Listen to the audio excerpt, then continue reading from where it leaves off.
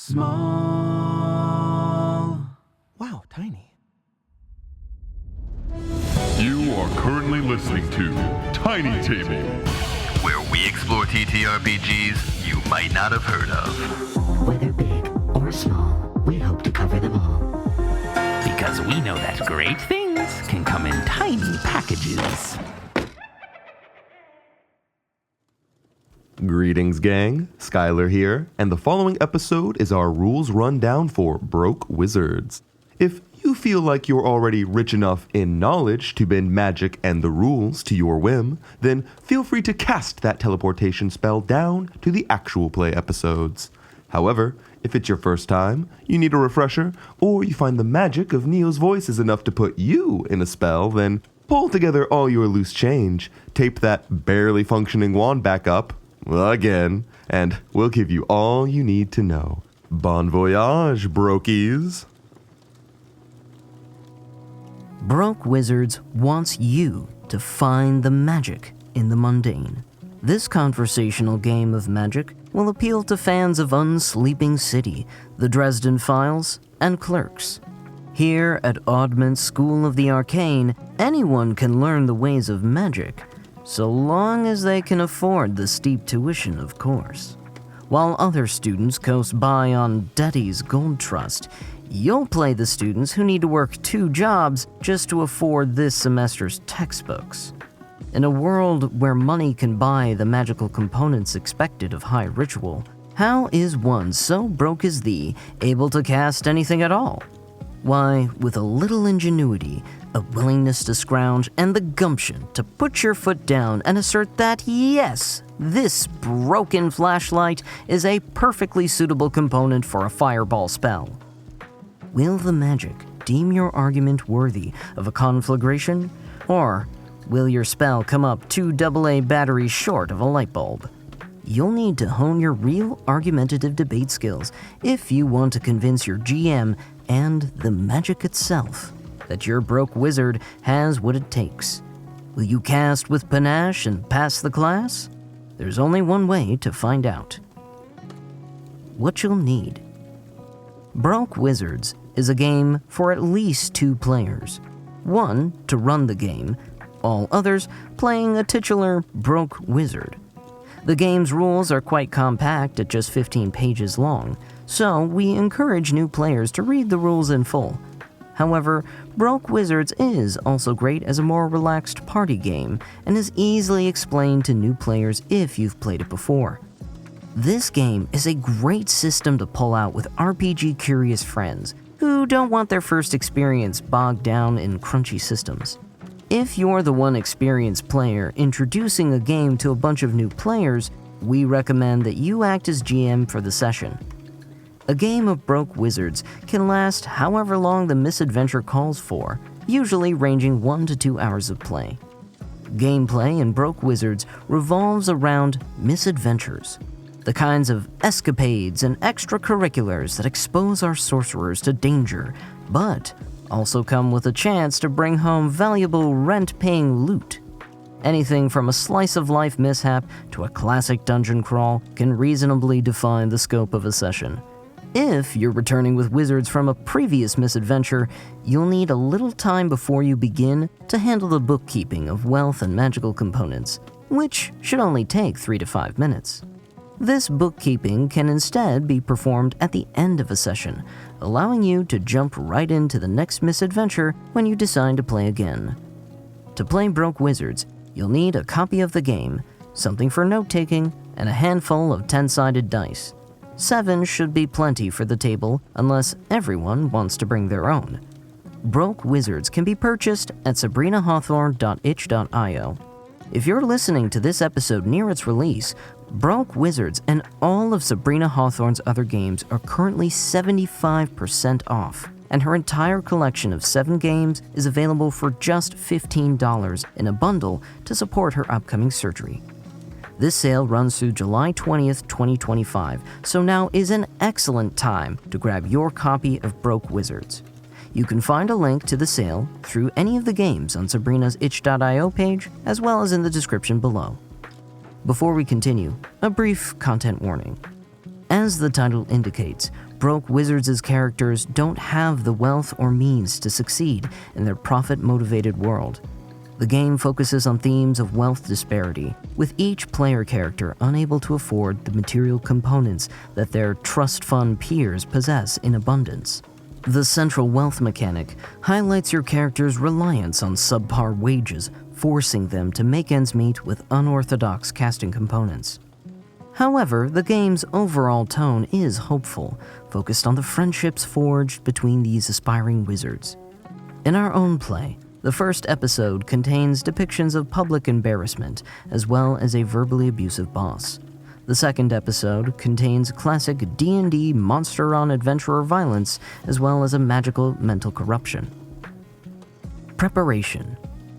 Games of Broke Wizards can be easily prepared right before play, making this game excellent for an otherwise lazy game day with friends. Each player will need to create a wizard who will only consist of a few components: a name, some pronouns, and 2 or 3 spell components. The wizards you portray can't afford the flashy, high-quality components of their peers.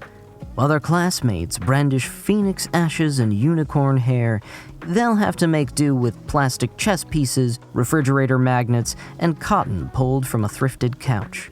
When devising who your wizard is, some fun questions to ask are: what drew them to a life of magical study? What's their day job outside of class to make ends meet? How do they spend their limited free time? What do they wear day to day? The answers to these questions will help you decide on a few fitting pieces of trash to fill their pockets with. Your wizard starts the game with 4 inventory slots and 1 wealth. For inspiration on spell components to select, you can find a list of options on page 12. For the game master of a session of Broke Wizards, the level of prep you need to perform will vary based on the scope and structure of the misadventure. If the misadventure is a traditional dungeon delve, as it is in our own play, you'll want to prepare a contained set of rooms and environments, each featuring a problem to overcome, new magical components to discover, or both.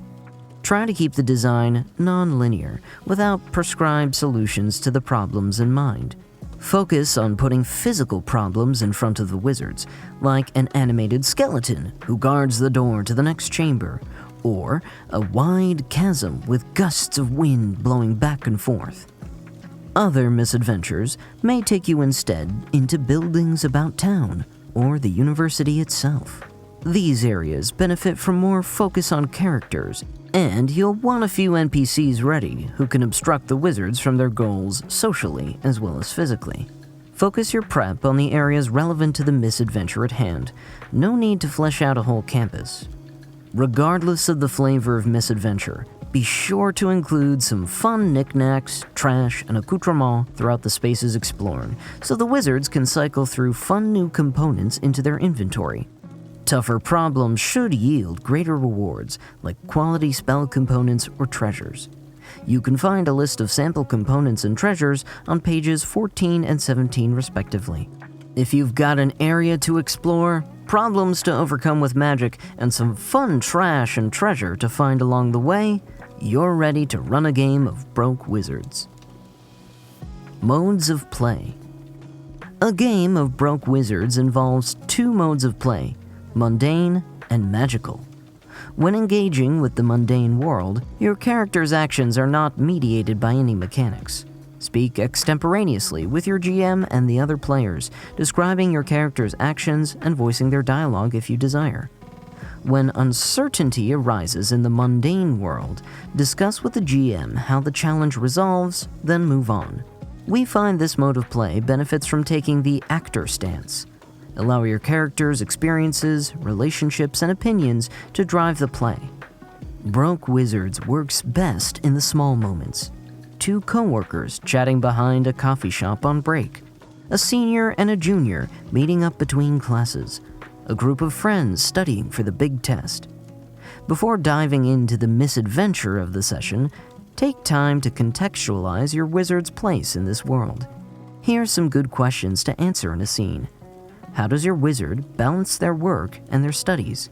Does your wizard find more fulfillment in class or outside of it? What do they do for fun? Who's their best friend, and what have they mutually been up to recently? Answering these questions will build the group's understanding of the world and let you feel like you're taking just a small peek into a real person's mundane life. The mechanics of Broke Wizards kick into gear when the magic enters a scene. Your Baroque can't afford the fancy components that makes their peers' lives so easy. When the time comes to cast a spell, they'll need to make their most impassioned argument that a handful of lint is, in fact, the perfect material for a shrinking spell. Whenever your character casts a spell, you'll roll at least 2 10-sided dice. But before you roll, you'll need to make an effective argument to the magic, vouching for the legitimacy of your improvised component. This argument is especially enjoyable if made in character, and we encourage GMs to give a voice to the magic's responses. If GMs really want to go above and beyond, they can take a little time with the players to determine what the magic sounds like to each of their characters. Once you've made your case, your GM will award you between 1 and 4 additional D10s to add to your roll. The more convincing your argument, the more dice you receive. There aren't hard and fast rules for what separates, say, a 2-die argument from a 3-die argument, so if you're the GM, feel free to define them in a way that suits your table. Anything from the breadth of the argument to how often the pitch made you laugh are valid reasons to change how you award the dice. After dice are awarded, the GM dictates a difficulty for the spell, between 2 and 6, with 2 being the easiest and 6 being hardest. Now, the players roll all of their dice. Any die that rolls 7 or higher is a success, and you'll need a number of successes equal to or exceeding the difficulty of the spell. If you roll enough successes, the spell works. Describe how it manifests in the world.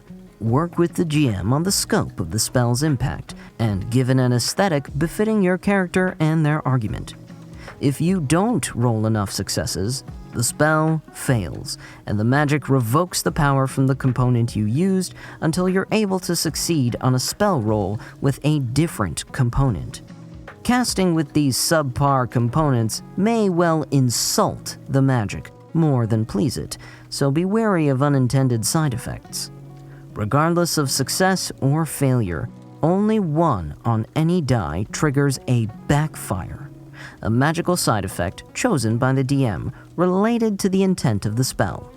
For example, a backfire during a levitation spell may increase the caster's gravitational pull instead of lightening it, yanking them down onto the ground.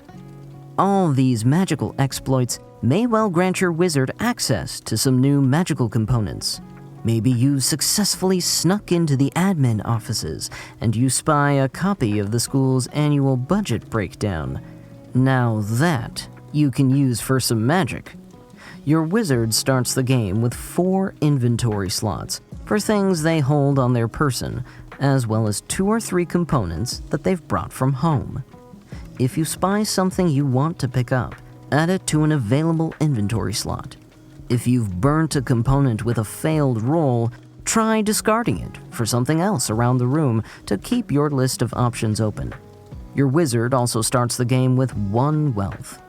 Each point of wealth represents a notable amount of money, enough to pay a bill, buy groceries, or splurge on a nice quality spell component. The treasures your wizards find over the course of a misadventure each have a wealth value that adds to your total. At the end of a misadventure, your wizard gains 1 wealth from their day job, but then must lose either 1 or 2 wealth to bills and expenses. Leftover wealth can then be spent on quality spell components or expansions to your inventory, letting you carry more components at once. Quality spell components grant 1 additional die when casting, and also prevent backfires from blowing up in your wizard's face. Each one comes with a few topics associated with the component to make for suitable casting. For example, a dragon scale evokes magic of fire, wealth, and life. If your wizard ever makes it to 5 wealth, it's time to retire them for the time being. They've found financial stability and are no longer the type of character this game is about. Make a new character to play for the next session. If you ever want to bring back an old character, hit them with an unexpected expense that necessitates more misadventures to properly pay off. Whether it's a new set of students each game or a recurring cast of characters, get out there and enjoy misadventures, both mundane and magical, with your Broke Wizards. Legal. Broke Wizards is written by Sabrina Hawthorne and licensed under a Creative Commons Attribution 4.0 international license. This podcast is based on the following game content created and owned by Sabrina Hawthorne, Broke Wizards 2023, available at sabrinahawthorne.itch.io. Tiny Table is an independent production by Tiny Table LLC. This production was created in mutual partnership with Sabrina Hawthorne, who provided a copy of the game. And with that, you're ready to get started. See ya in spell class, Brokey!